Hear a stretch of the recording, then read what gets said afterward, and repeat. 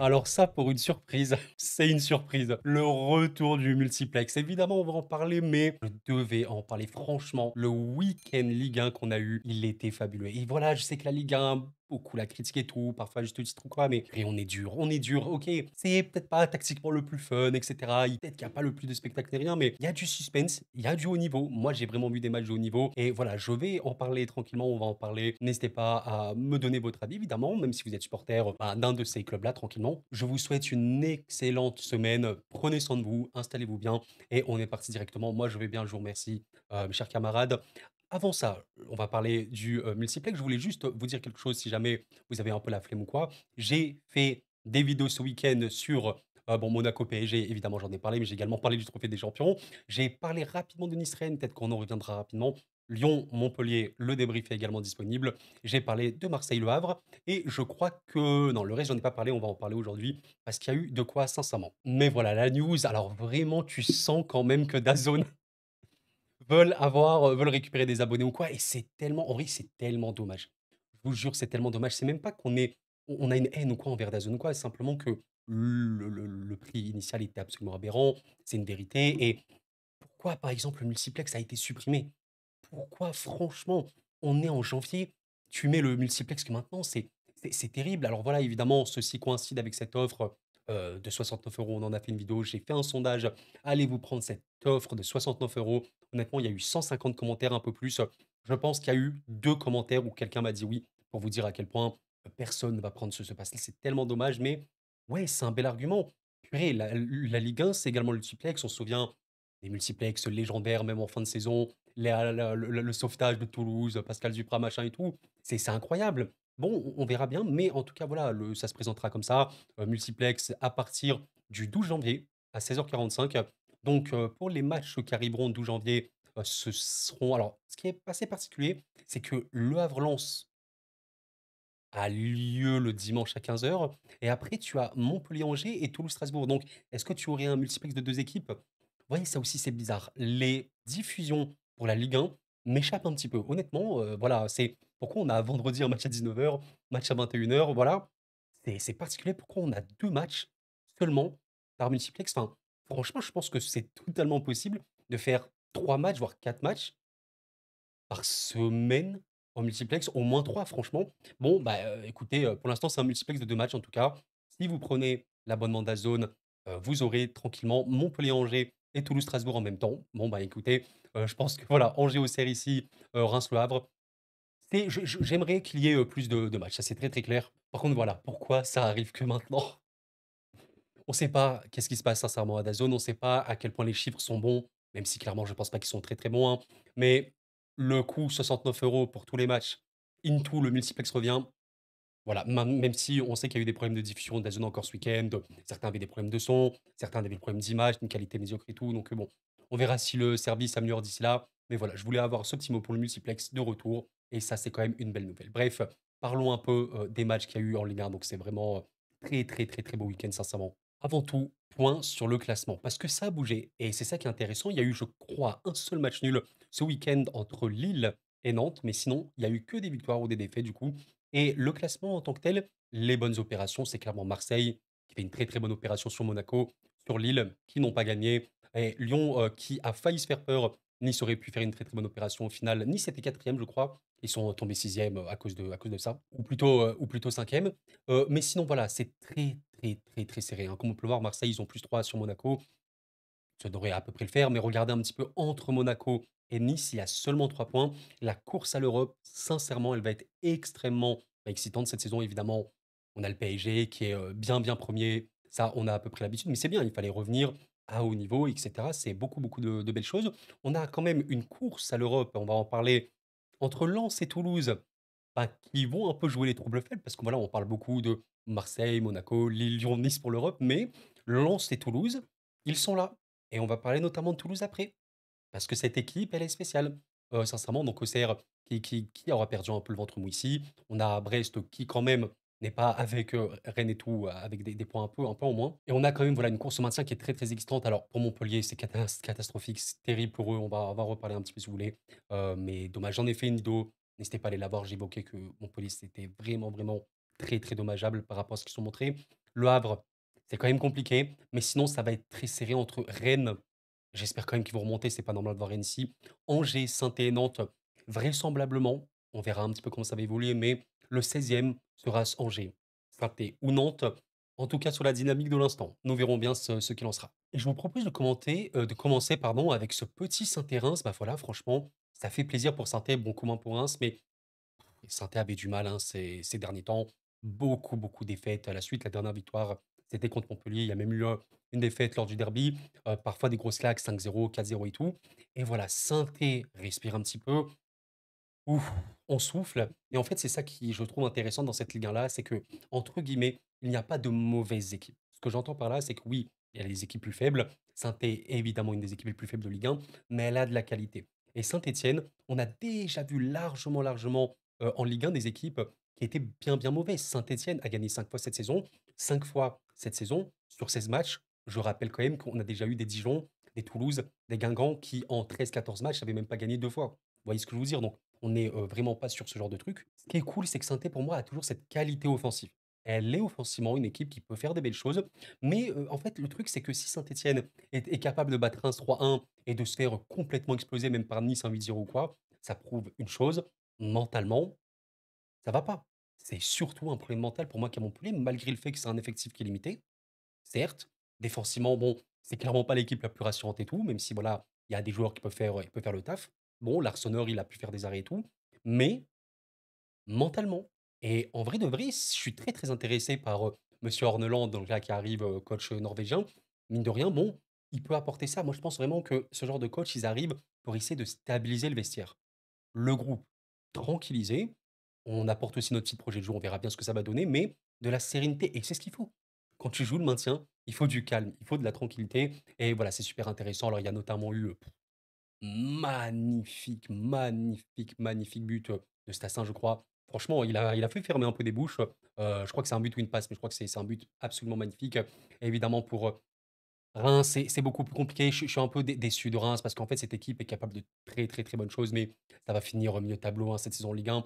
Il y avait un départ canon, mais je sais pas, je trouve que ça prend plus aussi bien. C'était assez équilibré comme équipe, c'est beaucoup moins le cas aujourd'hui. Et en fait, vous savez, le gros problème, vous me dites si vous êtes moi, le gros problème que j'ai avec le Reims d'aujourd'hui, c'est que j'ai l'impression que c'est une équipe qui ne sait plus où aller. C'est la sensation que j'ai en voyant Reims. C'est une équipe, évidemment, je regarde pas tous les matchs de Reims, vous le comprenez, mais de ce que je vois, quand je vois Reims, je me dis, ben, en fait, l'effectif, il est loin d'être mauvais. Il est loin d'être un des pires effectifs de Ligue 1, surtout quand tu une attaque qui, honnêtement, sur le papier, est très très bonne. Je rappelle d'ailleurs que Ito est un des meilleurs créateurs de danger offensif en Ligue 1. Mais quel est le projet de jeu? Quel est le plan? Sans vouloir juger ou quoi le métier d'Elsner, parce que voilà, c'est son métier, il est coach. Je le sens peut-être un peu perdu, je sais pas à quel point, mais quelle est l'idée qu'il veut donner à ce Reims-là? Et bon, bah, tu le vois en fait dans les matchs, dans les contenus, c'est trop, trop, trop, trop insuffisant. Enfin, regardez par exemple sur ce match-là contre saint on disait que saint était une belle équipe, mais au niveau de la défense, la solidité défensive, c'est peut-être la pire équipe avec Montpellier. Tu génères un 11 XG sur le match, 0,32 en seconde période, tu cadres une seule frappe, c'est pas assez. C'est absolument pas assez. Enfin, sincèrement, Saint-Étienne, enfin Reims pourrait faire beaucoup, beaucoup mieux que ça. Et de toute façon, quand tu vois les résultats de Reims, ça en dit long parce que c'est un peu les montagnes russes, ils peuvent gagner, ils peuvent perdre, mais là, c'est vrai qu'il y a très, très, très peu de victoires depuis longtemps. Bon, c'est un peu la crise, je pense qu'on peut le dire à Reims, et il y a un programme qui s'annonce très, très, très intense. Bien, je voulais parler de ce Angers-Brest également. Alors franchement, Angers-Brest, c'est ça qui est super intéressant. Pourquoi? Pour moi, il n'y a pas de mauvaise équipe dans Ligue 1, mais simplement, oui, des faiblesses qu'on peut connaître. Angers, purée, mais qu'est-ce que Angers est sous-coté? Angers, alors, je vais pas non plus vous vendre Angers en mode machin, mais Angers, c'est une super belle équipe. C'est une super belle équipe. C'est une équipe qui est fébrile, c'est vrai. C'est une équipe qui peut vraiment, vraiment avoir du mal derrière, voilà. Mais les joueuses, et juste merci pour ça, c'est rafraîchissant. Franchement, Angers, c'est parmi les équipes que moi j'aime en Ligue 1 parce qu'elles sont, voilà, elles sont rafraîchissantes, elles osent sur le terrain, elles battent 2-0 Brest. Brest, on va en parler, voilà, c'est terrible pour eux parce qu'en ce moment ça va pas du tout. Et franchement, respect. Respect, voilà, et je pense que, incarné par Abdelli, qui est un peu le maître à jouer de cette équipe-là, il y a des joueurs techniques, il y a beaucoup, beaucoup, beaucoup d'envie en fait à Angers et quand tu les vois, alors ils ont très, très peu gagné je crois, alors je crois qu'ils ont gagné 4 fois, j'ai pas ici le truc, voilà, je peux vous le montrer ici, ils ont gagné 4 fois Angers, mais au-delà de ça, au-delà de gagner ou non, moi je trouve que les Angevins, vous êtes pas devant l'équipe qui propose le moins de choses. Angers propose quand même des choses. Il y a beaucoup d'équipes en Ligue 1 qui proposent beaucoup moins qu'Angers. Il faut aussi ce genre d'équipe et ça fait du bien. Merci beaucoup à eux. Franchement, voilà, la victoire, elle était, de ce que j'ai pu comprendre, j'ai vu le match vraiment comme ça, un résumé très rapide. Il était assez mérité pour les Angevins. Et il prouve bien qu'on ne peut sous-estimer personne. Par contre, voilà, ouais, pour Brest, c'est une déception. Je vais en parler brestois. Je sais que vous êtes pas mal sur la chaîne. C'est une déception parce que Brest, voir Brest 12e, ça me fait un peu mal au cœur, même s'il y a un supporter brestois, entre autres, qui m'a dit la chose suivante, que je le rejoins totalement.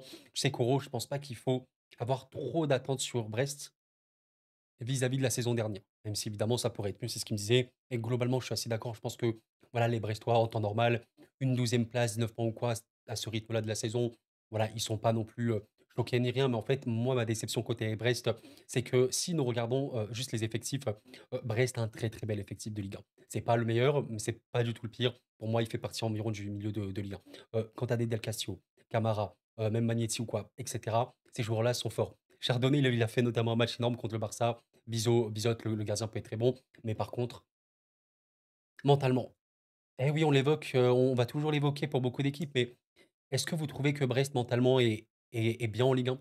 Est-ce que vous trouvez que les Brestois, je me pose la question, franchement, si vous êtes supporter de Brest, dites-le moi. Est-ce que vous trouvez que Brest en Ligue 1, j'ai bien dit en Ligue 1, pas en Ligue des Champions, c'est une équipe qui se donne et qui se déchire? Moi, je trouve pas. Je trouve pas et j'espère qu'Éric Roy arrivera un peu à remettre la main sur son effectif et à les pousser vers l'avant, mais je sens beaucoup de relâchement. C'est un petit peu ce qui est dommage parce que Brest est tellement, tellement capable de mieux, heu, vraiment super bien joué comme l'année dernière. L'année dernière, football total, régal avec Lespelou, maître absolu, et là, ça manque beaucoup donc on verra. Je pense pas que Brest est trop en danger non plus. Maintenant attention, hein, 19 points, voilà, ça peut aller, très, très vite, hein. Il y a des matchs super, super cruciaux là qui arrivent. La Ligue des Champions, où ils vont se qualifier, mais disons que si on voyait, le Brest de Ligue des Champions en Ligue 1, jamais Brest à 19 points actuellement. C'est absolument impossible. Un match qui aura été assez intense, hein, côté Strasbourg-Auxerre. Bon, en vérité, je pense que c'était assez logique, la victoire sur le papier, même si attention, Auxerre aurait vraiment, vraiment, vraiment, mérité mieux. Mais le truc, c'est que je pense qu'Auxerre, vous savez, est une équipe, parmi les équipes de Ligue 1, il faudrait voir un peu dans la data, qui fait beaucoup d'erreurs. Auxerre peut faire pas mal d'erreurs, peut être un peu léger, derrière et en vrai de vrai, je qu'en fait, c'est une équipe qui se transcende beaucoup plus à la maison qu'à l'extérieur ou je te dirais peut-être à l'extérieur plus déconcentré, moins intense, du coup, plus d'erreurs et cetera. Mais voilà, Strasbourg peut faire, des matchs qui sont de très haut niveau. Bon, sur ce match-là, ils sont globalement devant au niveau des XG, même si c'est, globalement Auxerre qui a eu, plus de frappes. D'ailleurs, au niveau des grosses occasions, c'est ça qui est intéressant, c'est Strasbourg qui en a eu plus. C'est quand même très intéressant à noter. Mais voilà, je trouve que c'est quand même, assez compliqué de jouer, Strasbourg. C'est pour ça que je ne veux même pas trop en considérer cette défaite pour Auxerre, parce que Strasbourg est très imprévisible. Ils sont vraiment capables de marquer beaucoup de buts, faire des matchs de fou comme absolument l'inverse. C'est une équipe, extrêmement jeune, voilà. Donc c'est compliqué. Mais voilà, je pense que pour Auxerre, j'ai vu que Massengo, un ami, m'en a parlé. Salut à toi si passe par là, arrive. Il pourra faire beaucoup de bien. On sait que voilà, Auxerre a besoin aussi de rotation, de profondeur de banc. Et ouais, attention, parce que plus on avance de la saison, plus ça va tirer, plus ça peut être compliqué. Mais bon, en tout cas, c'était cool. Bravo à Strasbourg, en vrai, qui remonte, hein. Je crois que bah voilà, ils sont quasiment égalité. Auxerre et Strasbourg, si vous voulez mon humble avis, ils seront à peu près milieu de tableau. Alors, Ligue 1, attention quand même à Auxerre, mais je pense qu'il y aura toujours cette capacité pour Auxerre de très, très, très bien jouer. Ça reste pour moi un des jeux les plus séduisants de Ligue 1, notamment à la maison. Et on espère pour eux que ça va le faire. Bon, ce match-là également, il a été spécial, hein, parce que les Lillois, je sens une immense déception de ne pas avoir battu Nantes. Je me pensais vraiment que Lille allait être bien, mais Nantes est, comme on l'avait dit vendredi dernier, une équipe très valeureuse, très très courageuse, qui n'est pas du tout à sous-estimer malgré voilà, la place de Nantes. Hein, ils sont 16e, c'est barragiste, c'est compliqué, mais il y a de l'énergie et je pense que c'est à peu près tout. C'est vrai que c'est globalement limité. Je te dirais que bon, offensivement, c'est cool. Il faut noter quand même que Moses Simon n'était pas là. Il y a une petite alerte apparemment pour lui, dommage. Je pense qu'elle aurait pu faire de bien. Mais ce que j'ai envie de tirer de ce Lille-Nantes, sans manquer de respect à Nantes ou quoi, un peu comme d'autres équipes, Lille a un peu ce syndrome de tu joues vraiment diesel. Franchement, tu sentais les Lillois très, très, très relax sur ce match-là. Et les Nantais en ont profité. Je tiens quand même à souligner que Lopez n'a pas eu grand-chose à faire sur le match-là. Mais de mémoire, il y a une dernière frappe, je sais plus trop de qui en fin de match, où il a fait un arrêt. J'ai souvenir d'un arrêt en toute fin de match, non? Je vais essayer de chercher ça. OK, effectivement, je crois que c'est celui-là, voilà. C'est le tir de Cabella. OK. À la 91e minute, c'est un énorme arrêt de Lopez parce que regardez un petit peu, s'il vous plaît. un tir qui est noté 0,6 XGOT, donc c'est la qualité de la frappe cadrée. C'est énorme, sincèrement, c'est énorme. En même temps, tu regardes, il est ultra bien placé. Lopez a fait l'arrêt, en vrai, ça peut être cool. Je pense que, voilà, il pourra apporter beaucoup de sérénité, même avec la défense et tout. Ça peut être intéressant et en vrai de vrai, on verra bien, mais l'apport de Lopez en tant que joueur d'expérience, taulier, gardien très, très fort pour aussi alléger la défense et voilà, Moses Simon qui reviendra et qui pourra vraiment, je pense, beaucoup apporter comme il a fait. Attention, peut-être que Nantes pourra vraiment connaître une bonne période, mais voilà, forcément déçu, côté LOSC, hein, qui, bah, il y avait un peu Cabella. Et puis c'est tout, j'ai envie de te dire, le LOSC est capable de beaucoup mieux. Attention quand même, hein, parce que, voilà, on dit le LOSC, c'est incroyable et tout, c'est vrai. Série d'invincibilité assez énorme. Il y a quelques petits matchs nuls. Il y a quelques petits matchs nuls ces derniers temps. Il faut se relancer, mais le prochain match va être, je pense, assez chaud contre Auxerre. Nous verrons bien.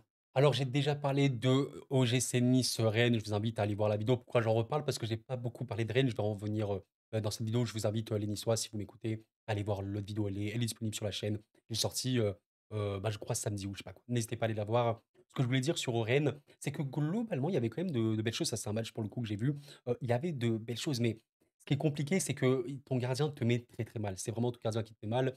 On sait que normalement Samba devait arriver.